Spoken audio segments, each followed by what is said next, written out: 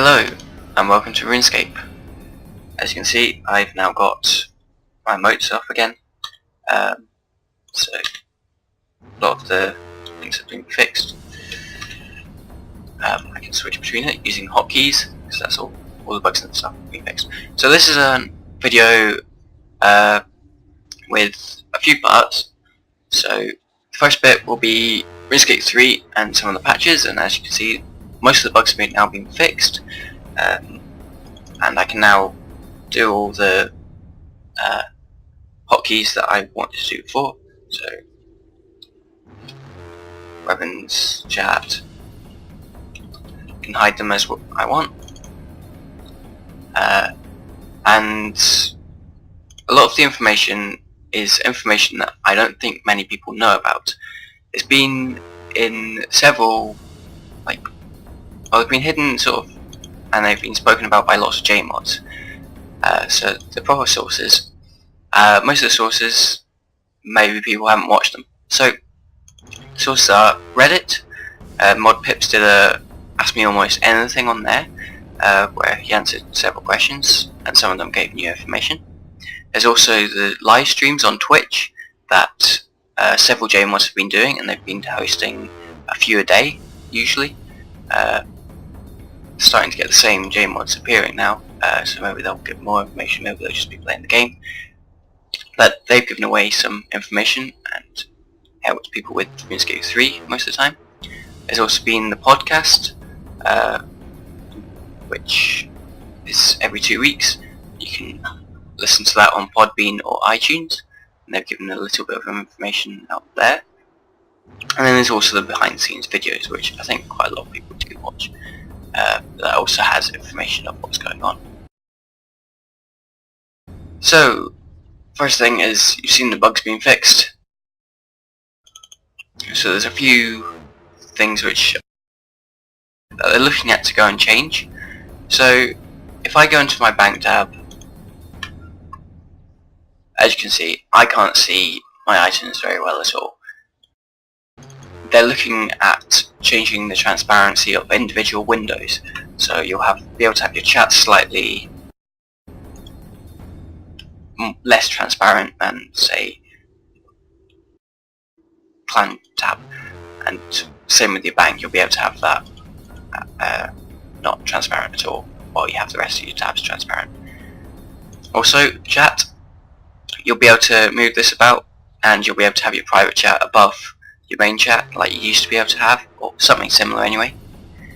With the keybinds, at the moment F keys can't be rebound, but they're looking at possibly changing this. And if there's any more suggestions of what you'd like to go and see, to tweaks and stuff, you can go and suggest that on the forums. So another thing is they're looking at making it so you can share people's layouts. So I could share my layouts to the people watching if you want, rather than just copying it from a screenshot.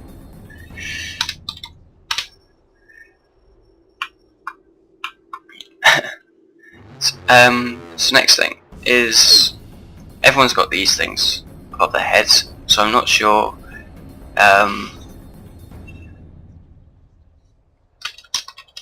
this guy's chatting to me.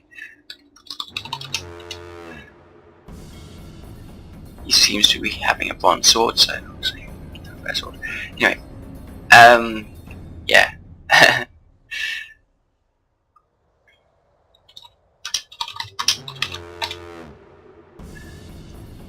We're gonna move away from him. Okay. So let's go on to the battlefield.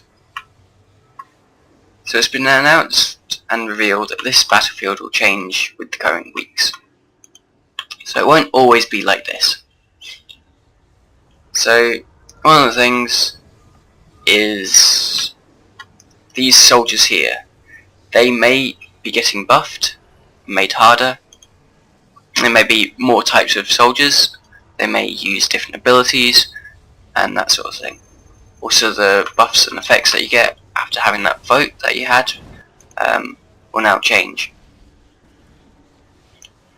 Also, it was revealed that, depending on your skill level, depends on how quickly you gain tiers. So I'm 99 woodcutting and 99 mining, so I'll gain my tiers fastest from mining and woodcutting. I'm 90 fishing, so I won't get tiers quite as quickly as I can fish. However, if the respawn spot's there, you may as well use it. Also, there is a max to how many tiers you can hold. This is just over 1,000 for free-to-play players, and it's 3,000 for members. This means that you can't just stockpile your tiers, you do have to trade them in. However, another thing which was revealed was the tiers of the rewards. So as you can see, there's I'm going to show you, I think. There's tier 1, tier 2 and tier 3, and these unlock at various stages in the event. So if I go to claim rewards, tier 1, tier 2, tier 3, if I hover over it, nope. Basically, these will be better, so you'll get more pieces for your suit, for your armor set, you'll get different emotes and different titles, the experience lamps will be greater experience, and the consumables will also be better. So this unlocks after 4 weeks, I think, or 3 weeks, and this unlocks after 7 weeks or something. So that means it may be worthwhile not buying the rewards and keeping your renown points, these things here, my contribution and stuff, for the later weeks, if you're going for XP lamps especially, because then the XP will be worth more. Although JMods do stress that you may want to buy it earlier just because you can gain tiers quite quickly, so there's not that much point in saving them up. So next thing is, on one of the live streams people asked what is the Guthix's life force. So as you can see, some residual energy from Guthix's life force has seeped onto the battlefield. What this means is that there is a green cloud flying somewhere around the battlefield. When you walk through this cloud, you'll receive a buff. This buff is completely random. It can be you gain more tiers. It can also be that you do higher damage against the enemy troops, or it can mean you have more defense against enemy troops. And there's probably others as well. So that's what the Guthix's life force means when it's on the battlefield. There's another thing, just here's the report button. You can report bugs from in-game now. Report players slightly different. Also the online status. If you click it once, it will go to friends only. If you click it once, it will be off, and then it will go back to online. So if I open up my gear tab here, okay, as you can see, I have the Runite Saradominist token. So this started off at bronze. You gain 1,000 tiers, and you get it to silver. You gain another 2,000 tiers, and that gets it to gold. You get another 3,000 tiers, that gets it to Runite.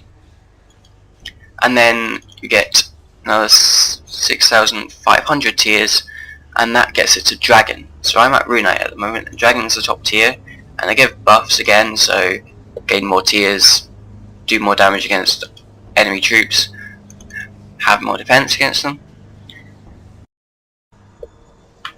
So it's maybe worth getting that. Also, if you swap sides, all your renown will disappear, but it will mean that you can get the cosmetic rewards for both sides. But they are only cosmetic, everything else is the same.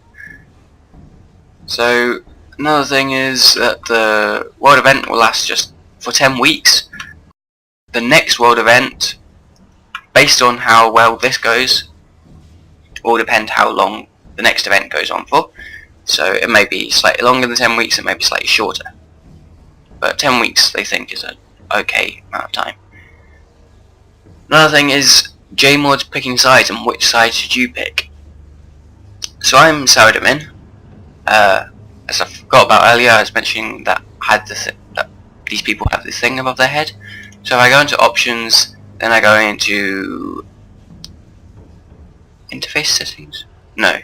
It's in this questy tab thing.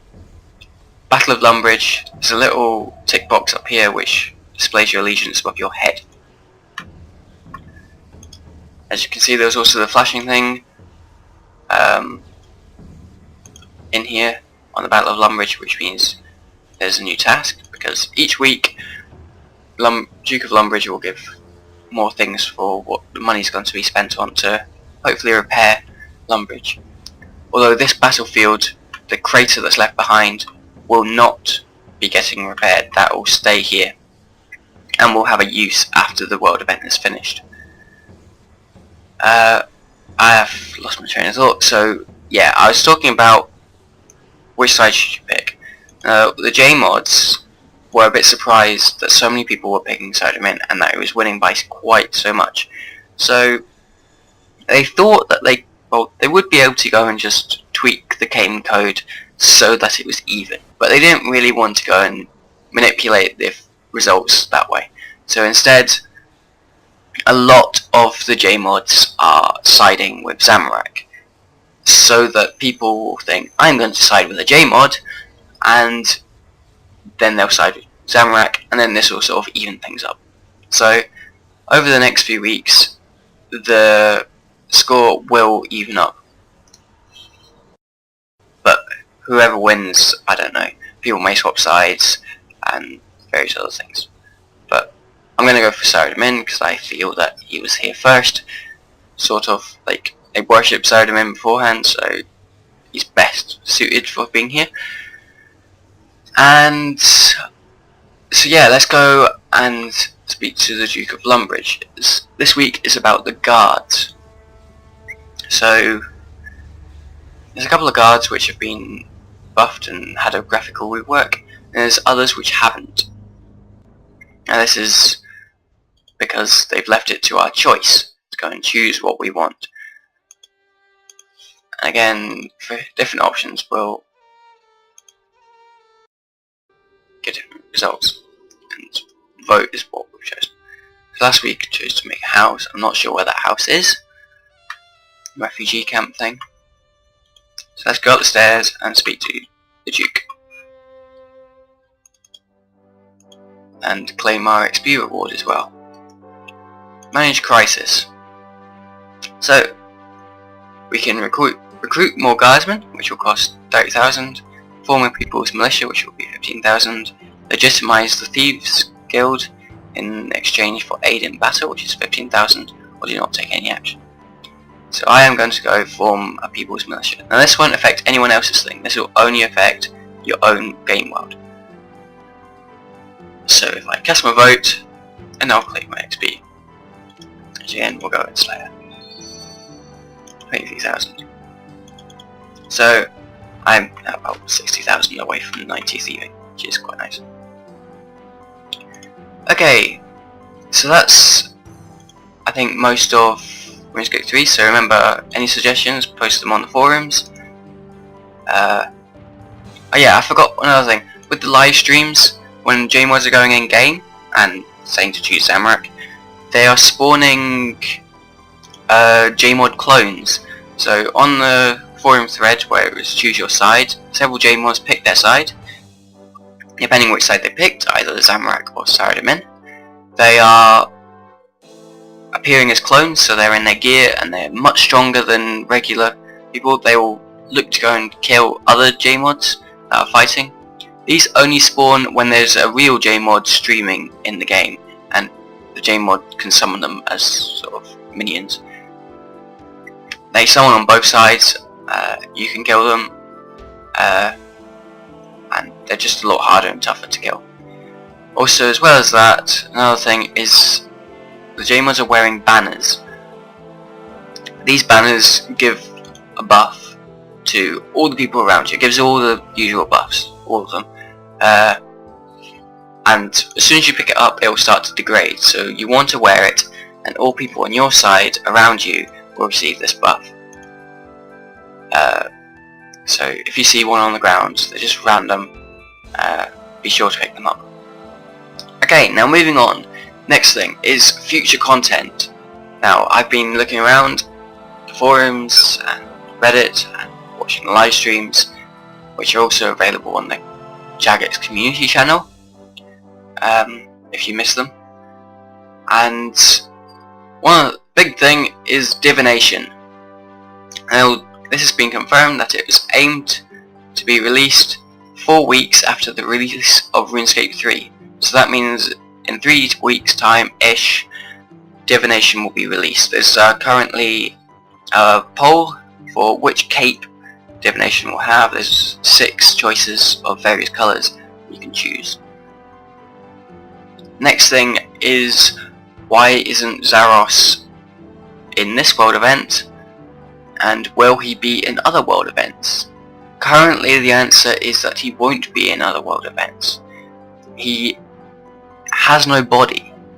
When Zamorak half killed him, he left his body and is sort of in spirit kind of thing.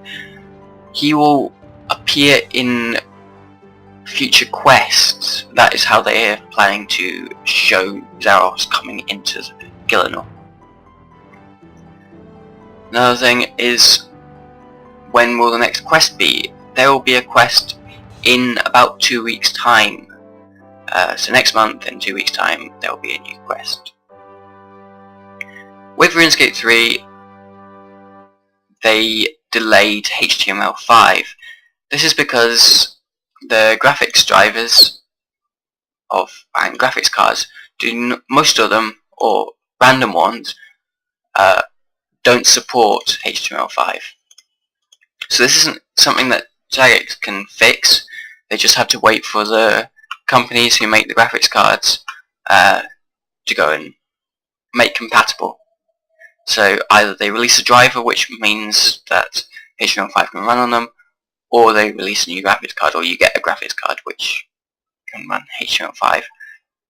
So those companies are currently working on that at the moment, and that means that HTML5 will not be coming out for the foreseeable future. It will only be as a beta if you happen to have one of these graphics cards, which the driver does work for HTML5. So they are hoping that they can get HTML5 out before Christmas, but that's not a guarantee. So it shows that it's quite a long way off. Next thing is construction rework.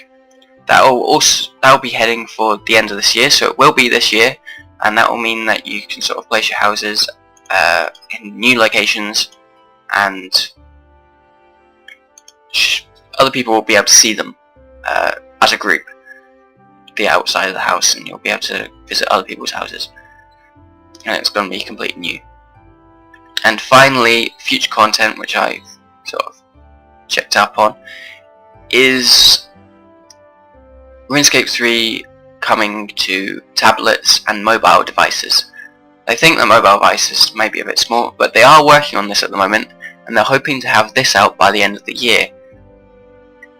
So I'm guessing it doesn't rely on HTML5, because that's sort of what I thought it would be, but apparently not. It can run without HTML5 on tablets and mobile devices. They'd love to release it for new consoles, but at the moment their focus is on tablets and mobile gaming, so you can play wherever you want. They are also thinking about releasing other apps, so it's not just the full game. They're thinking about a Grand Exchange app or a player imports app and that kind of stuff, so you can access in-game content or even just mini-games from your tablet, even if you can't get the full game just yet. Okay, and the final thing is Runefest. Runefest 2013. Last year there wasn't a Runefest, this year there is. It is going to be on the 2nd of November. And it will be a one-day event, so it's just on the 2nd of November, not like previous years where it was over 2 or 3 days. And it is taking place at the Tobacco Docks in London. There's going to be more information on this in the next behind the scenes, which will be on Friday. And I am planning to go to this. I've not been to Runefest before, but I'm planning to go down to London, go to Runefest for the one-day event, and I'd love to go and see other people there who play RuneScape, who I've known through the forums and in-game. So if you're going to be there, let me know. So thanks for watching, and hopefully there's a bunch of information you didn't know. Be sure to check out the live streams on Twitch, the podcasts, and looking out for any question and answer sessions that the Jagex mods do. Okay, let's open up my... No, I can't access the... But they're also changing the chat thing, so I should be able to go and use the hotkeys to go and do my emotes. So, thank you for watching, and I'll see you again soon. Bye.